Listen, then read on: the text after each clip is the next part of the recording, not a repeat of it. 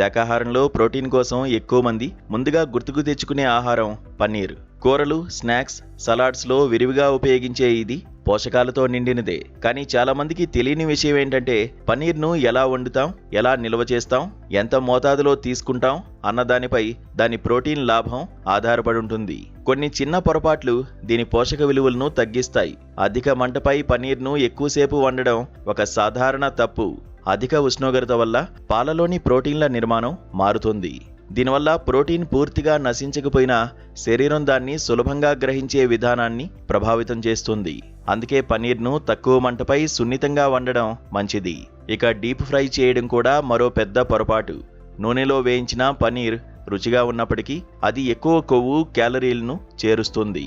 ఫలితంగా protein to calorie నిష్పత్తి తగ్గుతుంది. అంటే ప్రోటీన్ లభించిన అవసరానికి మించిన కొవ్వు శరీరంలో చేరుతుంది. అందుకే గ్రిల్ చేయడం, ఎయిర్ ఫ్రై చేయడం లేదా తక్కువ నూనెలో వేయించడం ఉత్తమ ఎంపికలు.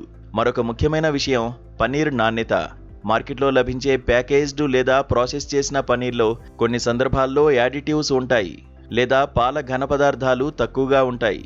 అందువల్ల తాజాగా ఇంట్లో తయారు చేసిన పన్నీర్ లేదా నాణ్యమైన ఉత్పత్తులను ఎంపిక చేయడం మంచిది.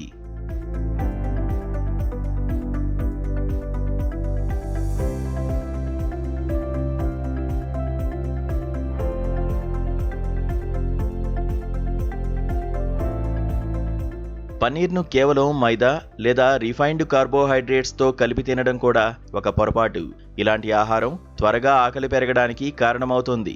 ఫలితంగా ప్రోటీన్ ఉపయోగం తగ్గుతుంది.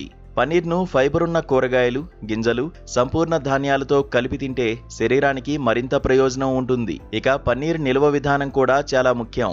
సరైన విధంగా నిల్వ చేయకపోతే అది త్వరగా పాడైపోవడం మాత్రమే కాదు, పోషక విలువ కూడా తగ్గుతుంది. ఫ్రిడ్జ్లో నీటిలో ఉంచి 2 రోజుల్లోపు ఉపయోగించడం మంచిది.